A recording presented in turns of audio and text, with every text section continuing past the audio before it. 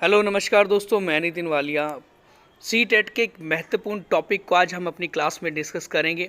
पर्यावरण शिक्षण की विधियाँ, मेथड्स ऑफ एनवायरमेंटल टीचिंग। ये एक पैडागोजी का एक इम्पोर्टेंट टॉपिक है जिसके अंदर शिक्षण की विधियाँ हम लोग पढ़ते हैं और इन्हीं शिक्षण की विधियों से संबंधित एग्जाम में कई प्रश्न देखने को हमें मिलते हैं।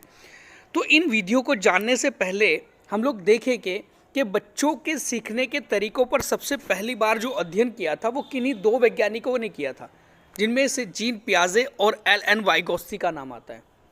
जीन पियाजे और एल एन वाइगोत्स्की ने ही बच्चे के सीखने के तरीकों पर पहली बार अध्ययन किया था।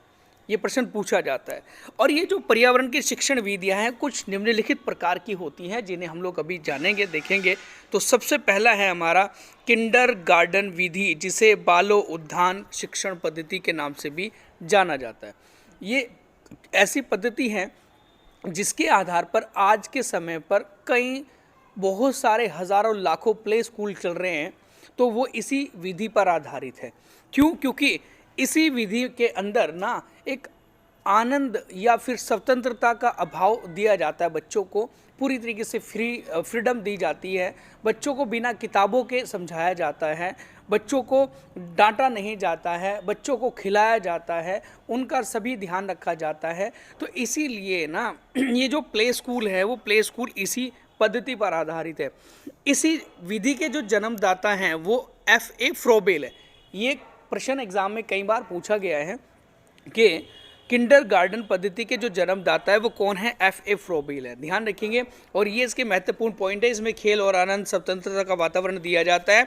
इसमें किसी भी पुस्तक का प्रावधान नहीं है। इसमें बच्चों को ना तो डांटा जाता है ना फटकारा जाता है। ठीक है, शिक्षार्थी स्वयं क्रिया करके सीखता है, क्योंकि बच्चे पूरी तरीके से ओपन रहते हैं, एक स्वतंत्र होते हैं, खेलते कूदते रहते क्लासेस के अंदर, और अपने आप स्वयं क्रिया करके बच्चा सीखता है।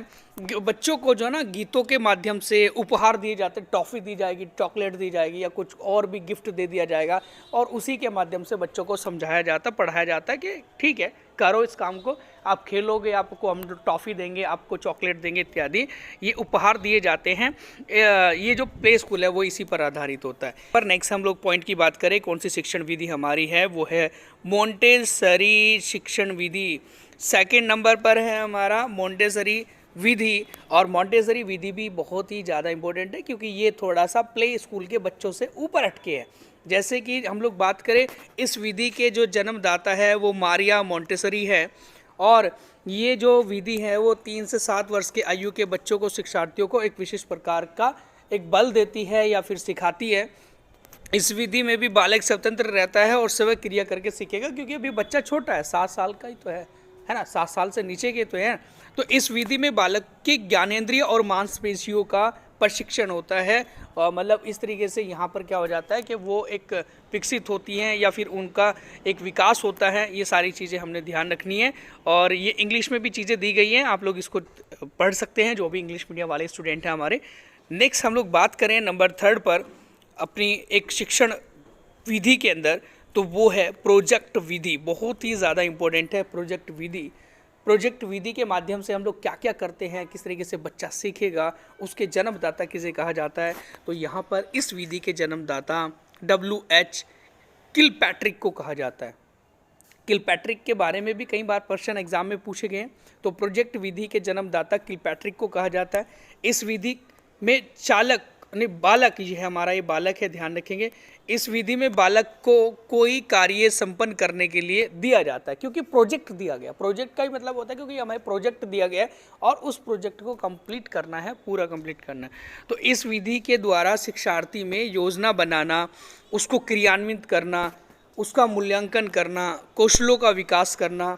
परियोजना व्यक्तिगत हो सकती है या समूह में हो सकती है। व्यक्तिगत मतलब पर्सनल हो सकती है, कोई पर्सनल इंडिविजुअल बच्चा कर रहा है, या फिर कोई एक समूह में बच्चे कर रहे हैं। तो विभिन्न विषय वस्तु पर आधारित परियोजना हम लोग बना सकते हैं। जैसे कि हम लोग कहते हैं कि भोजन के ऊपर बना दिया, आवासों के ऊपर बना दिया, कोई इंडिया के कल्चर है उस कल्चर के ऊपर बना दिया, फसलों के ऊपर बना दिया, कोई मिट्टी के ऊपर बनाई गई, कोई प्रदूषण के ऊपर बना दी गई, कोई ऐतिहासिक इमारतों के ऊपर परियोजना बनाई। तो ऐसे करके बहुत सारी अलग अलग चीज़ों के ऊपर परियोजना बनाई जा सकती है और उस परियोजना को कंप्लीट करने के लिए कहा जाता है। जैसे मैंने कहा कि आवासों के ऊपर परियोजना बनानी है, तो विभिन्न क्षेत्रों में पाए जाने वाले आवास के बारे में हम लोग लिखेंगे, कहाँ पर कौन से आवास पाए जाते हैं, मौसम के आधार पर वो आवास होते हैं या फिर आर्थिक स्थिति के आधार पर भी उन आवासों का निर्माण किया जाता है। इस प्रकार से हम लोग प्रोजेक्ट बनाएंगे और ये प्रोजेक्ट विधि के से बच्चा जो होता है उसके अंदर कई सारी चीज़ों का विकास होता है। एक मैनेजमेंट सीखता है बच्चा, है ना, तो मैनेजमेंट से कार्य करना सीखेगा बच्चा, या फिर एक सही तरीके से सुचारू रूप से कोई योजना बनाकर उस प्रोजेक्ट को जब बना रहा है तो उसके बारे में बच्चा सीखेगा। तो ऐसी कई सारी चीज़ों का विकास बच्चों के अंदर होता है। अगले पॉइंट हम लोग देखेंगे, ये इसका इंग्लिश पॉइंट है, आप लोग देख सकते हैं। नेक्स्ट हम लोग देखेंगे कहानी विधि। एक स्टोरी विधि भी होती है हमारी जो इस शिक्षण विधि के अंदर आती है। कहानी विधि भी बहुत ज़्यादा इम्पोर्टेंट है। कहानी विधि के कोई जन्मदाता नहीं है, लेकिन ये कहानी विधि हमारी एक ज़रूरी पॉइंट है शिक्षण विधि के अंदर। जैसे कि पर्यावरण शिक्षण के अधिगम में यह विधि बड़ी उपयोगी मानी जाती है। क्यों? क्योंकि इस विधि के द्वारा कोई भी ज्ञान बड़ी आसानी से शिक्षार्थी को दिया जा सकता है। कितना भी कठिन ज्ञान हो, कितना भी एक बहुत ही उलझा हुआ ज्ञान हो, बच्चे को आसानी से दिया जा सकता है कहानी पद्धति के माध्यम से। इस विधि के द्वारा किसी भी बच्चों को उबाऊ या विषय वस्तु को रोचक ढंग से पढ़ाया जा सकता है। मतलब जो भी हमारे ऐसे विषय वस्तु होती है, कठिनाई वाली विषय वस्तु होती है, बहुत ज़्यादा दिक्कत परेशानी जो कि याद नहीं हो पाती बच्चों के, तो उसको रोचक ढंग से एक अच्छे ढंग से पढ़ाया जा सकता है। इस विधि के यह विधि अधिगम के लिए संदर्भगत वातावरण प्रदान करती है। क्यों? क्योंकि इस विधि से ना क्या होता है हमारा कि जब हम लोग पढ़ाते हैं बच्चों को तो उसका मीनिंग भी बताते। जैसे कोई कहानी है, कोई कहानी हम लोग पढ़ा रहे थे, कहानी के माध्यम से पढ़ा रहे थे बच्चों को, तो यहाँ पर हम लोग उसकी मीनिंग भी बता रहे हैं कि इस कहानी में इसका अर्थ ये है, इस कहानी में इसका अर्थ ये है। तो एक रोचक तरीके से संदर्भ युक्त वातावरण दिया जाता है। इस विधि के द्वारा अनेक विषय क्षेत्रों को आसानी से पढ़ाया जा सकता है। जितने भी विषय क्षेत्र होते हैं अलग अलग, चाहे कोई किसी भी एक विषय आधारित कोई भी सब्जेक्ट पर आधारित जो हमारा एक टॉपिक है, उस टॉपिक को बहुत आसानी से पढ़ाया जा सकता है ना। कहानियों में व्यक्तियों के अनुभव भी शामिल होते हैं। यहाँ पर ध्यान रखेंगे जब हम लोग किसी को कहानियों को पढ़ाएंगे, जैसे मैंने कहा कि हम लोग महाराणा प्रताप की कहानी पढ़ा रहे हैं, या फिर इतिहास के बारे में हम लोग चंद्रगुप्त मौर्य के बारे में पढ़ा रहे हैं, या फिर हम लोग मॉडर्न हिस्ट्री के बारे में जैसे गांधी जी के बारे में पढ़ा रहे हैं अपने, तो ये क्या है कि उनके अनुभव जो व्यक्ति होते हैं ना, जो उस कहानी के बीच में आते हैं, जो पात्र बीच में आते हैं कहानी के, तो उनके एक्सपीरियंस भी इसमें शामिल होते हैं। इस विधि के द्वारा बच्चों के परिवेश का समृद्ध चित्रण किया जा सकता है। बच्चों के परिवेश का जो चारों तरफ का समृद्ध चित्रण किया जा सकता है कि जो आसपास का चारों ओर का क्षेत्र है, बच्चों का जो रहन सहन बच्चा जहाँ कर रहा है, तो उससे जोड़कर भी हम लोग उस कहानी को बताते हैं, पढ़ाते हैं इस तरीके से। तो इस विधि के द्वारा बच्चों में सृजनात्मक और सौंदर्य बोध का भी विकास होता है। उनमें क्रिएटिविटी और सौंदर्य बोध का विकास होता है। यह बच्चों में रुचि और जिज्ञासा भी लाता है। ये तो पता ही है हमें कि बच्चों के कहानियाँ बच्चों के अंदर तो जिज्ञासा उत्पन्न करती है ना, रुचि उत्पन्न करती है। इस विधि के द्वारा बच्चों में ज्ञान प्राप्ति के साथ साथ मनोरंजन भी आता है। मनोरंजन आता है, बच्चों को सीखने को मिल रहा है, बच्चों को आनंद आ रहा है, तो इसे मनोरंजन कहेंगे हम लोग। तो ध्यान रखेंगे कहानी विधि के अंदर हम लोग देखें सारी चीज़ें, ये इसका इंग्लिश में आप लोग पढ़ सकते हैं। नेक्स्ट हम बात करें आपसे अगले एक पॉइंट की, तो ये है हमारा क्रियात्मक विधि। ये क्रियात्मक विधि फंक्शनल मेथड वो भी बहुत ज़्यादा ज़रूरी है हमारी, ठीक है। तो यह विधि करके सीखने के सिद्धांत पर आधारित है। बच्चा करके सीखता है, अपने हाथों से प्रैक्टिकली काम कर रहा है ना, तो अपने दिमाग से काम कर रहा है। तो क्रियात्मक विधि जो होती है शिक्षण विधि के अंदर एक महत्वपूर्ण है। जब हम लोग बच्चों को पढ़ाते हैं तो क्रियात्मक विधि के माध्यम से भी पढ़ाते हैं, क्योंकि बच्चा करके सीखता है सिद्धांत पर। अगर पर्यावरण की कक्षा की गतिविधियाँ आधारित होती, अगर पर्यावरण की कक्षा गतिविधि आधारित होती तो शिक्षार्थी का ज्ञान स्थायी और सार्थक होता। मतलब कहने का यह है, अगर क्रियात्मक जो कक्षाएं गतिविधि हम लोग कराएंगे तो बच्चे का ज्ञान शिक्षार्थी का ज्ञान स्थायी हो जाता है। इस विधि में शिक्षार्थी सदैव क्रियाशील रहता है। क्रियाशील मतलब अपने आप एक्टिव रहता है, किसी भी काम को करने के लिए इच्छुक रहता है, ठीक है, जिससे इसमें परस्पर क्रिया, अवलोकन व सहयोग जैसे कौशलों का भी विकास होता है। ध्यान रखेंगे, सहयोग मतलब हम लोगों ने किसी का साथ लिया किसी भी क्रिया को करते हुए, ठीक है, और हम लोग अवलोकन, ऑब्जर्व जो हम लोग करते हैं किसी भी चीज़ को, तो ऐसी ऐसी स्किल का हमारा एक विकास होता है, डेवलप होता है हमारे अंदर। तो ये विधि भी, क्रियात्मक विधि बहुत ज़्यादा ज़रूरी है हमारी। नंबर नेक्स्ट हम बात करें तो वो है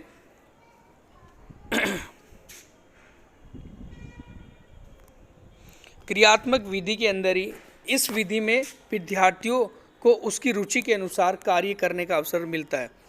भाई अगर मैंने कहा कि अगर हमने किसी कार्य को करने के लिए बोला बच्चे को, है ना, तो बच्चा अपनी रुचि के अनुसार किसी भी कार्य को चूज़ करेगा ना, कि हाँ भाई ठीक है, मेरे को ये कार्य करना है, मेरे को इस चीज़ में आनंद आ रहा है, मैं इस काम को करके अच्छा कर पाऊँगा। तो इस विधि में विद्यार्थियों को उसके रुचि के अनुसार कार्य करने का भी अवसर मिलता है। इस विधि में शिक्षक एक मार्गदर्शक के रूप में होता है, कि बच्चा जब कर रहा है, करके सीख रहा है, अपने हाथों से कर रहा है, और उसमें टीचर क्या करेगा, सिर्फ टीचर एक मार्गदर्शक के रूप में कार्य करेगा। बच्चा उस बच्चे को गाइड करेगा कि हाँ बेटा ऐसे नहीं, ये ऐसे कर लो, थोड़ा सा अगर आप कर रहे हो तो इस तरीके से करो तो और बेहतर होगा। तो बच्चे का एक सहायता मिल जाती है, टीचर से मार्गदर्शक के रूप में कार्य करता है टीचर इस विधि में। नेक्स्ट हम लोग विधि देखेंगे तो वो है हमारी, नेक्स्ट विधि है हमारी सहयोगात्मक अध्ययन विधि।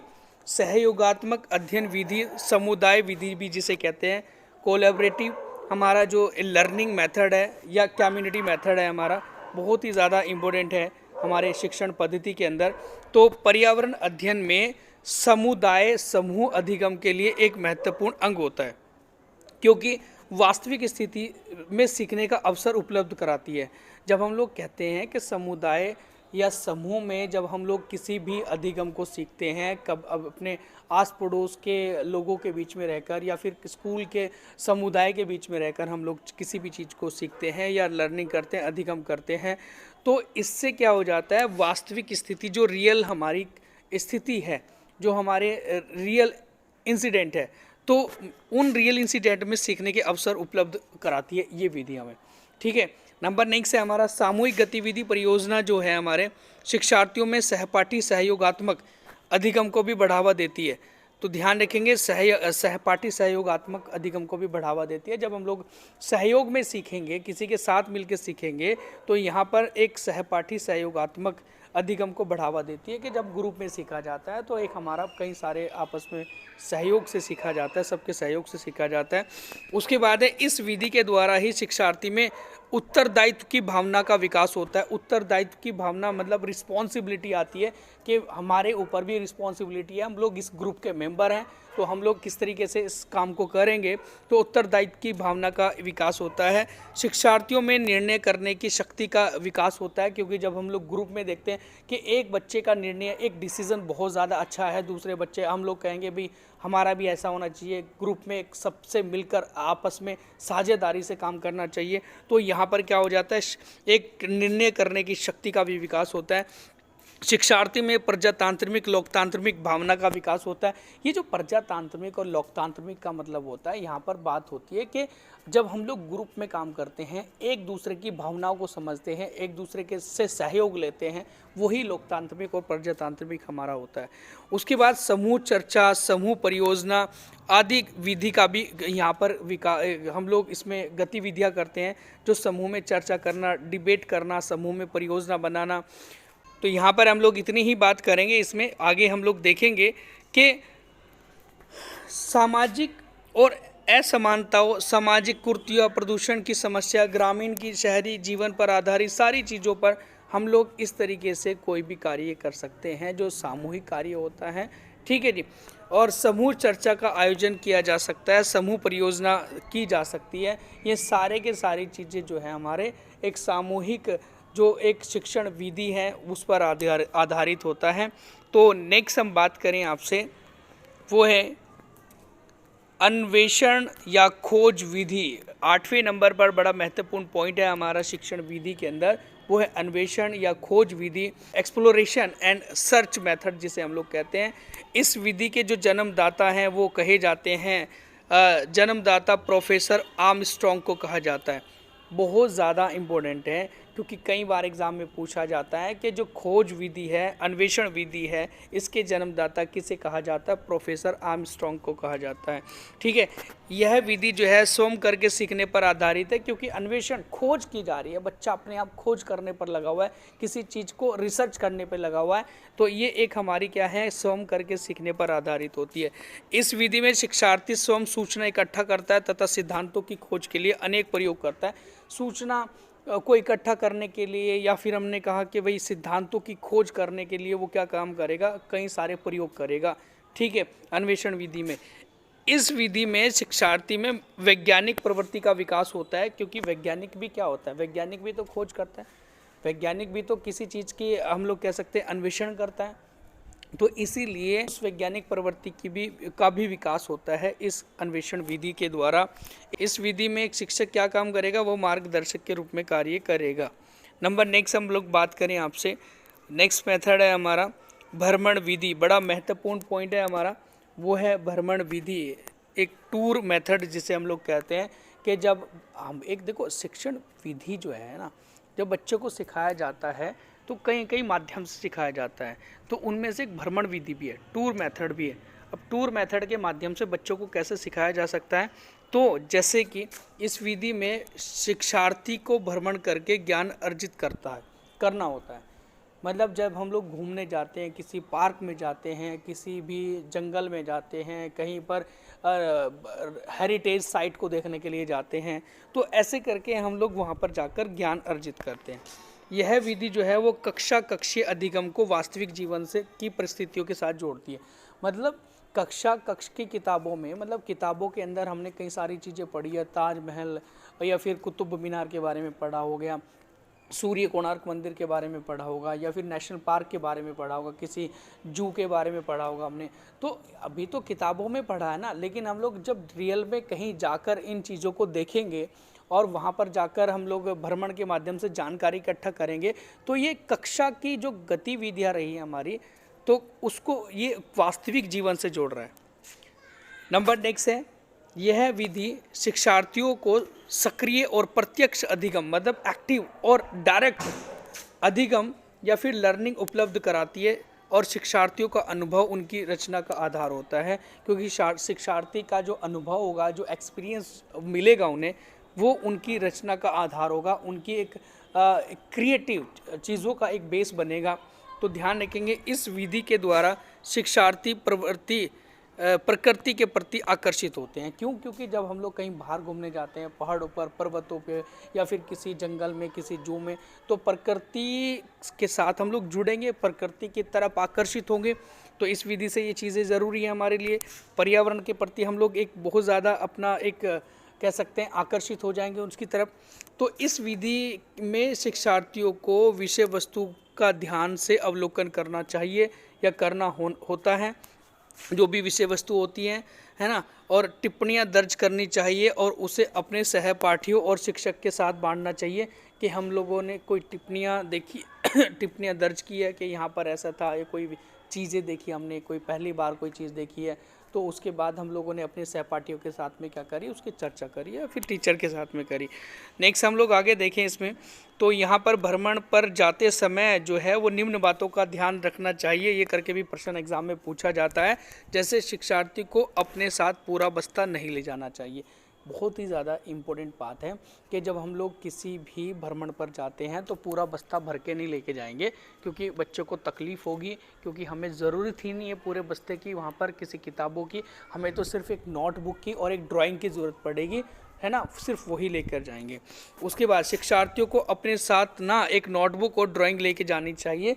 क्यों लेके जानी चाहिए? क्योंकि ताकि वह जो भी चीज़ देखेंगे किसी भी चिड़ियाघर में, किसी भी अगर इमारतों के पास में, किसी भी पर्वतों के स्थान पर, तो जब हम लोग कोई चीज़ हमने वो देखी तो उसके बारे में जो भी जानकारी है उसे हमने अपनी नोटबुक में लिख लिया। और अगर हमने कोई चित्र देखे हैं उन चित्र को अपने उस जो ड्राइंग थी उस ड्राइंग में हमने वो चित्र बना दिए, पेंटिंग बना दी उसकी। तो ध्यान रखेंगे, इसीलिए हमें नोटबुक और हमें एक ड्राइंग लेके जानी चाहिए। अगर चिड़ियाघर जा रहे हैं तो जानवरों के लिए भोजन कदापि नहीं लेके जाना चाहिए। अगर ये प्रश्न पूछा जाता है कि जब हम लोग किसी भी नेशनल पार्क में या किसी जंगल जू में जाते हैं, क्या हम लोग उन जानवरों के लिए भोजन लेके जाएं, क्योंकि यार वो भूखे होंगे हैं, तो सब आंसर दे पाएंगे, सब दे देंगे कि हाँ लेके जाना चाहिए। ऐसा बिल्कुल गलत है, क्योंकि खतरा रहता है। जब बच्चा उनके पास जाता है तो बच्चे को वो खा भी सकते हैं, काट भी सकते हैं, नुकसान पहुंचा सकते हैं, इसीलिए उनके लिए भोजन सामग्री नहीं ले जानी चाहिए। नेक्स्ट है हमारा, भ्रमण पर जाने से पहले वहाँ किए जाने वाले क्रियाकलापों के विषय में शिक्षक और शिक्षार्थियों के बीच चर्चा करनी चाहिए। तो जो भी हम लोग जिस भी किसी स्थान पर जा रहे हैं उस स्थान के बारे में ना पहले से ही टीचर और स्टूडेंट के बीच में चर्चा या डिबेट हो जानी चाहिए, डिस्कशन हो जाना चाहिए कि हम लोग वहाँ जाएंगे, वो हमारे यहाँ से इतने किलोमीटर दूर है, वहाँ का वातावरण एनवायरनमेंट ऐसा है, वहाँ पर लोग ऐसे रहते हैं, वहाँ इस प्रकार का जंगल है, या वहाँ पर इस प्रकार से हमें सावधानी बरतनी चाहिए, वो सारी बातें डिस्कशन हो जानी चाहिए। नेक्स्ट हम लोग बात करें आपसे प्रश्नोत्तर विधि के बारे में। तो ये जो प्रश्नोत्तर विधि है हमारी, क्वेश्चन आंसर मेथड जो है, तो ये भी बच्चों के साथ होना चाहिए। जब हम लोग बच्चों को सिखाते हैं तो ये भी एक महत्वपूर्ण शिक्षण पद्धति है। जैसे कि प्रश्नोत्तर विधि से क्या होता है, इस विधि में प्रश्न पूछकर पाठ का ज्ञान कराया जाता है। ठीक है, कैसे? तो यहाँ पर प्रश्न पूछे जब जाएंगे ना तो उससे पाठ का ज्ञान कराया जाता है। तो कैसे कराया जाता है कि जब हम लोग प्रश्न करते हैं किसी बच्चों से, स्टार्टिंग में क्लास में गए, हाँ भाई मेरे को आप पहले ये बताओगे कि सूरज के चारों ओर सभी ग्रह चक्कर लगाते हैं, तो उनमें से सबसे पहली बार चक्कर कौन सा ग्रह लगाता है। तो हमने क्या करा कि पाठ को पढ़ाने से पहले हमने एक प्रश्न कर दिया, तो सबसे पहली बार चक्कर कौन लगाता है। तो बच्चे के अंदर एकदम से एक जिज्ञासा उत्पन्न हो जाएगी, उसके अंदर एक रुचि आ जाएगी। ठीक है ना। और ऐसे नहीं कि हम लोग बच्चों को टेस्ट कर रहे हैं, बच्चों की नॉलेज का चेकअप कर रहे हैं, तो ऐसा नहीं होगा। हम लोग सिर्फ ये जानना चाहते हैं कि बच्चा अभी इंटरेस्ट लेगा, कि क्योंकि अभी अगर उसे पता नहीं भी होगा तो कोई बात नहीं, तो अगर वो एक इंटरेस्ट लेगा, यार वो कौन सा ऐसा प्लेनेट है, कौन सा ऐसा ग्रह है जो सबसे पहली बार चक्कर लगा लेगा। ठीक है, तो एक प्रश्न पूछा जाता है किसी भी पाठ को पढ़ाने से पहले इस प्रश्नोत्तर विधि में। ठीक है, उसके बाद हमारा क्या है कि इसी विधि में ना शिक्षक और शिक्षार्थी दोनों प्रश्न पूछते हैं, बच्चे भी प्रश्न पूछेंगे और जो हमारे शिक्षक होते हैं वो भी प्रश्न पूछते हैं बच्चों से। ठीक है, नंबर नेक्स्ट है, पर्यावरण अध्ययन तभी सार्थक होगा अगर ज़्यादा से ज़्यादा प्रश्न पूछे जाएंगे, क्योंकि प्रश्न शिक्षार्थियों में रुचि और उत्सुकता आती है उनके अंदर, एकदम से उनके अंदर क्या बढ़ जाता है, उत्सुकता आती है कि हाँ ये मैं इसका आंसर दूंगी, मैं इसका आंसर दूंगा, ये ऐसे करके प्रश्न अगर उसको पता होगा, अगर नहीं भी पता होगा तो फिर भी उसको जानने की उत्सुकता रहती है कि उस चीज़ को कि इसका आंसर क्या है। ठीक है ना, तो ध्यान रखेंगे, इसीलिए हमारा क्या हो जाता है, प्रश्न विद्यार्थियों में रुचि और उत्सुकता जगाते हैं मतलब। नेक्स्ट है हमारा पॉइंट, प्रश्नों से ना शिक्षार्थियों का चिंतन उद्दीप्त होता है। चिंतन, सोचने की क्षमता जो बढ़ती है, एकदम से उजागर हो जाती है, उद्दीप्त हो जाती है ना, कि अंदर से एकदम से हाँ भाई मैं सोचने लगा किसी भी चीज़ को एकदम से तुरंत, जब वो प्रश्न हमारे सामने आया। तो प्रश्न प्रकरण को संदर्भ परत बनाने में मदद करती है। देखो जो प्रश्न जो होते हैं हमारे, वो जो प्रकरण हम लोग पढ़ा रहे हैं, कोई पाठ पढ़ा रहे हैं, उसको संदर्भ परत बनाने में मदद करते हैं हमारे प्रश्न, क्योंकि प्रश्नों से ही उनके निचोड़ निकल जाते हैं ना, उस चैप्टर के, उस टॉपिक के, जो भी प्रकरण हम पढ़ा रहे हैं उसका एक अर्थ निकल जाता है उस प्रश्नों से। अगला पॉइंट है कि जो प्रश्न है, प्रश्न पूछने से अभिप्रेरित शिक्षण का संकेत मिलता है। ठीक है जी, तो प्रश्न जब पूछे जाते हैं उससे अभिप्रेरित शिक्षण का संकेत मिलता है, एक बेहतर शिक्षण का संकेत मिलता है हमें। कल्पना परत और ये हमारा क्या है कि चिंतन प्रश्न, जैसे अगर पेट्रोल, या हम लोग कह सकते हैं कि पेट्रोल या तेल जो है हमारा, ये तेल है यहाँ पर, तेल खत्म हो जाए, वनों का विनाश हो जाए, जल की कमी हो जाए आदि जैसे प्रश्न शिक्षार्थियों को ना संवेदनशील बनाते हैं और उनमें चिंतन कौशलों का विकास करते हैं। चिंतन बच्चे को सोचने पर मजबूर करते हैं, ठीक है जी। और उनके अंदर एक संवेदना उत्पन्न होती है, एक संवेदनशील बच्चा बनता है। जैसे यार पेट्रोल ख़त्म हो जाएगा तो नुकसान हो जाएगा, आगे हम लोग कैसे जी पाएंगे, हमारी नई जनरेशन कैसे रह पाएगी, ठीक है। तो पेट्रोल को, तेल को हम लोगों को ज़्यादा से ज़्यादा संरक्षित रखना चाहिए, उसको ज़्यादा नुकसान नहीं पहुँचाना, मतलब उसका ज़्यादा उपयोग ना करना चाहिए, ज़्यादा से ज़्यादा जितना हम लोग बच सकें उतना बचना चाहिए। पेड़ पौधों को काटने से बचा जाए, ज़्यादा से ज़्यादा पेड़ पौधे काटे जाएंगे तो आगे चलकर हमें तकलीफ़ होगी, हमारी नई जनरेशन को दिक्कत परेशानी झेलने को मिलेगी, ठीक है। जल की कमी हो जाएगी, तो जल अगर ज़्यादा से ज़्यादा कहीं वेस्ट किया जाता है तो उस जल को बचाया जाए। क्यों बचाया जाए? क्योंकि आगे चलकर हमें जल की कमी महसूस होगी और हमारी नई जनरेशन को दिक्कत आएगी। तो यहाँ बच्चा जो इतनी बातें सोच रहा है ना आगे की, तो वो एक संवेदनशील है ना, एक वो सेंसिटिव हो रहा है अगली अपने इन्हीं सारे टॉपिक्स को लेकर कि यार ये कितनी ज़रूरी है हमारी सारी चीज़ें। तो वो चिंतन भी हो रहा है, उसमें चिंतन कौशल का विकास भी हो रहा है, क्योंकि बच्चा सीखने अभी चिंतन कर रहा है इन सभी टॉपिक के बारे में, यार ऐसा हो गया तो क्या होगा, है ना। तो ये चीज़ें भी हमारे लिए ज़रूरी हैं, ध्यान रखेंगे जब प्रश्नोत्तर विधि के अंदर ये सारी चीज़ें हैं। और नेक्स्ट पॉइंट है हमारा इसी में कि प्रश्नों का मुख्य उद्देश्य शिक्षार्थियों को अपने विचार प्रकट करने का अवसर देना चाहिए, उनकी जानकारी की जांच करना नहीं होता। तो ध्यान रखेंगे जो प्रश्न होते हैं, प्रश्नों से जो शिक्षार्थी होते हैं, शिक्षार्थी अपने विचार प्रकट करते हैं, अपने विचार रखते हैं, ना कि टीचर उनसे जानकारी लेने की कोशिश करे, उनको जांचने की कोशिश करे, ऐसा नहीं है। सिर्फ ये कि बच्चे अपने विचार प्रकट कर सकते हैं, ठीक है। उसके बाद अभ्यास या गतिविधियां या प्रश्न पाठ प्रकरणों में अंतर्निर्मित होनी चाहिए ताकि शिक्षार्थियों को ज्ञान स्थायी बन जाए। मतलब इन्हीं के अंदर जो हमारे कोई टॉपिक होता है, कोई हमारा प्रकरण होता है, कोई अभ्यास पुस्तिका होती है, तो उसके अंदर ही हमारे प्रश्न होने चाहिए, जिससे बच्चों के ज्ञान जो होता है वो स्थायी हो जाता है, क्योंकि पाठ पढ़ने के बाद वो प्रश्न कर रहा है, ठीक है, तो उसका ज्ञान स्थायी हो जाता है। नेक्स्ट हम लोग पॉइंट देखेंगे, तो प्रश्नोत्तर विधि जो है हमारी, ये इसमें इंग्लिश में पॉइंट दिया गया है, तो ये आप लोग देख सकते हैं जो भी इंग्लिश मीडियम वाले बच्चे हैं। नेक्स्ट हम बात करें आपसे, प्रश्न बनाने के चरण को लेकर प्रश्न पूछे जाते हैं, एग्जाम में आ जाता है कि जो क्वेश्चन मेकिंग स्टेप्स होते हैं, तो एक संतुलित प्रश्न पत्र बनाने के निम्नलिखित चरण होते हैं। मतलब एक संतुलित, अभी क्वेश्चन आता है एग्जाम में कि जिस समय प्रश्न पत्र बनाया जाता है तो उसमें पहला स्टेप कौन सा होता है, सेकंड कौन सा होता है, थर्ड कौन सा होता है, फोर्थ कौन सा होता है, फिफ्थ कौन सा होता है तो हम लोग यही देखेंगे यहाँ पर। सबसे पहले जिस समय प्रश्न पत्र बनाया जाता है तो उसमें ना उसमें सबसे पहले रूपरेखा या डिज़ाइन तैयार किया जाता है। किसी भी प्रश्न पत्र को बनाने के लिए सबसे पहली बार हम लोग रूपरेखा या डिज़ाइन तैयार करते हैं। नंबर सेकंड, फिर ब्लूप्रिंट तैयार करते हैं, उसके बाद प्रश्न लिखते हैं, फिर संपादन करते हैं प्रश्नों का, फिर अंक योजना बनाते हैं।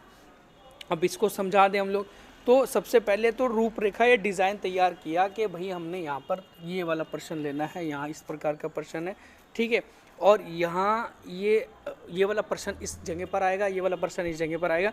तो रूपरेखा जो डिज़ाइन तैयार किया जाता है प्रश्नों का, वो सबसे पहले है। नंबर सेकंड है ब्लूप्रिंट तैयार किया जाता है कि जिस पर पहले हमने इस प्रकार के प्रश्न कहीं देखे होंगे, उसी प्रकार के, जैसे किताबों में कहीं देखे हैं या फिर कोई किसी भी क्वेश्चन पेपर में आए हुए ऐसे प्रश्न थे, तो वो हमने प्रश्न जो है उसका ब्लूप्रिंट तैयार किया पहले, ठीक है ना, कि इस प्रकार का हम लोग पेपर बनाएंगे। फिर प्रश्न लिखते हैं, फिर वो प्रश्न लिखने हमने प्रारंभ करा, तीसरे नंबर पे प्रश्न लिखे जाते हैं। फिर प्रश्नों का संपादन करते हैं। संपादन मतलब उनको हम लोग देखते हैं कि किस प्रकार से एडिट होता है प्रश्न, वो सारे एडिटिंग हम लोग देखेंगे जो संपादन किया जाता है प्रश्नों का। फिर अंक योजना बनाते हैं कि कौन सा प्रश्न 5 नंबर का था, कौन सा प्रश्न हमारा 10 नंबर का था, कौन सा हमारा 1 नंबर का था। तो इस प्रकार से प्रश्न जो अंक योजना बनाई जाती है वो सबसे अंत में बनाई जाती है, और रूपरेखा सबसे पहले तैयार की जाती है प्रश्न बनाने की। ये थी हमारी एक महत्वपूर्ण क्लास जो भी शिक्षण पद्धति से संबंधित रही है, शिक्षण विधि से संबंधित रही है,